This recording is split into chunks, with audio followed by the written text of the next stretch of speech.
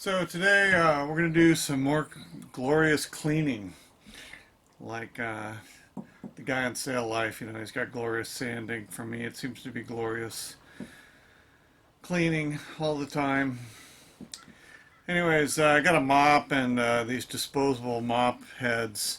I'm going to try to clean underneath the engines. I've never done that because it's been so difficult, but I'm going to modify this mop a little bit to help me get back in the reaches there, and hopefully use the shop vac to clean up some of this stuff.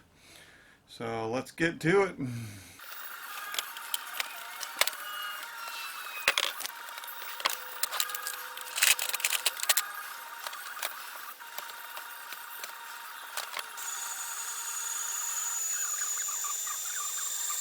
Okay, I'm down here in the bilge, and I'm going to try to show you the dirt that I'm going to try to clean out. It's this stuff right here, all the way back, and then I don't know if you can see that, but all that dirt back there under the hose. I'm going to try to get that mop in here after I do some vacuuming. And then it's pretty much the same thing on the other side. There's like all this stuff, and back here, all underneath there, all that. I'm going to try to clean that up today and put down some oil absorbent cloths, because the guy said there was some antifreeze leak. I don't know, I don't see it anyplace. But if there is one, it's really, really small. And he said there was an oil leak too. I've never seen that.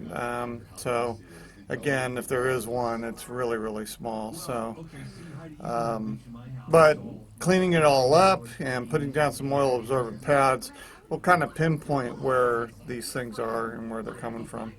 So let me see what I can do. It's going to be another tight squeeze in between the two engines.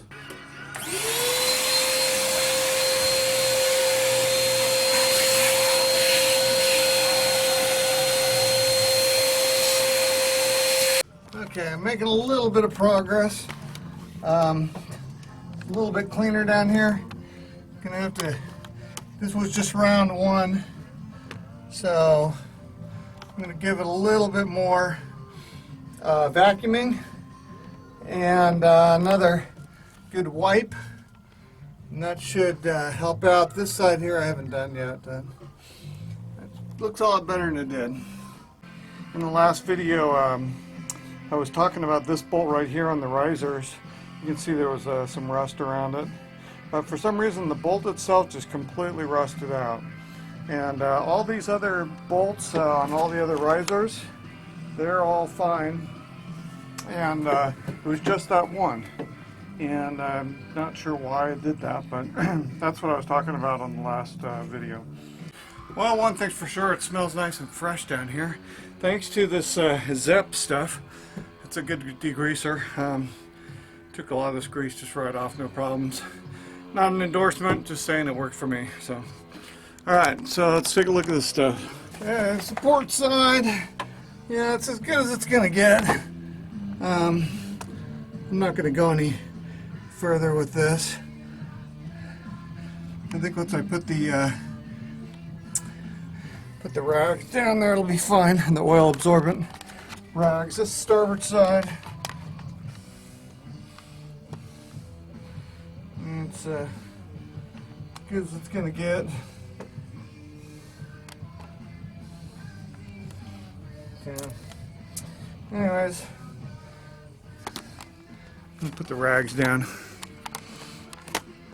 Okay, the diapers are in place.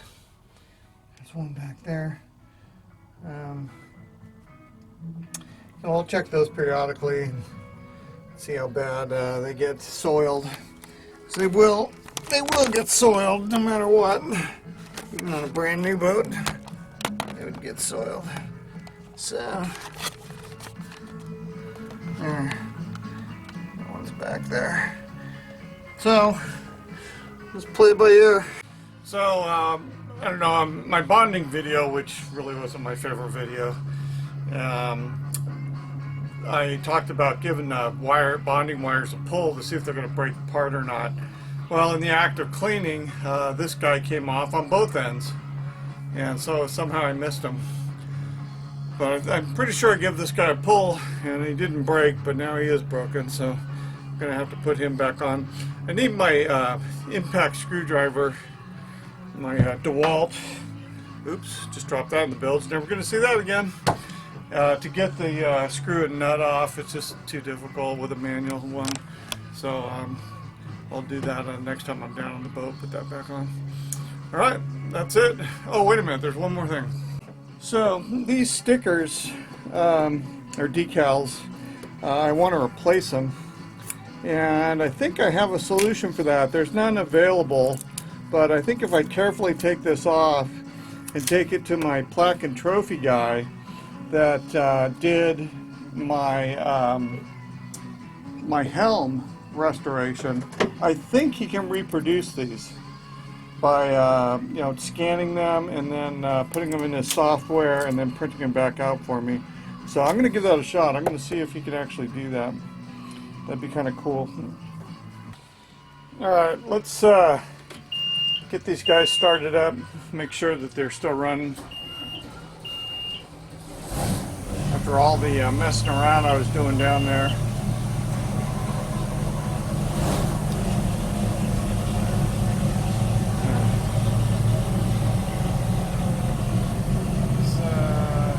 Looks like we got oil pressure. And looks like we got amps. So good. Ship's clock is off by an hour, so that's got to get fixed.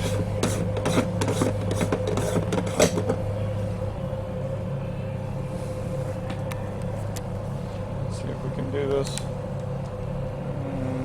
that 45?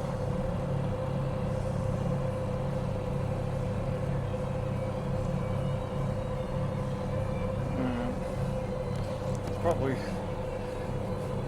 good enough for work, government work.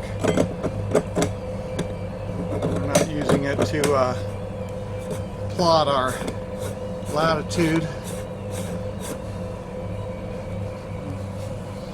Alright.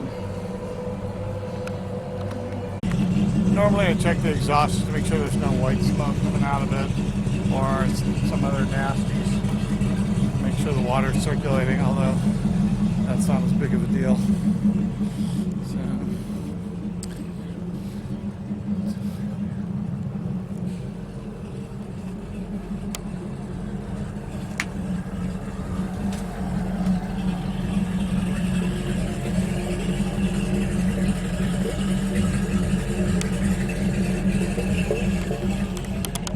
Yeah, that looks pretty clean. Sounds pretty good. So I think we're good. Boom. So this thing worked pretty good after I modified the length of it with the hacksaw. And actually the other end of this was pretty good for a pull for just pushing around a regular old rag. So getting in little crevices and stuff. So that worked out pretty good. So, you know, all that cleaning was done without a drop of water. I just used a Zep and the mop. And I try to keep water out of the bilge area, especially spraying it around. I learned a long time ago that that can cause all sorts of problems. So don't generally, do not spray water anywhere in the engine compartment. It's just not worth it. Alright, well that's it. Hopefully you enjoyed this video. If you did, give me a thumbs up. And don't forget to subscribe. I need subscribers. I don't know. I guess I'm just not tantalizing enough personality, and my video editing skills kind of suck because I've been doing this for over a year now and still only have 88 subscribers. So I guess I'm just not that entertaining. Oh well. Alright. See you later. Bye-bye.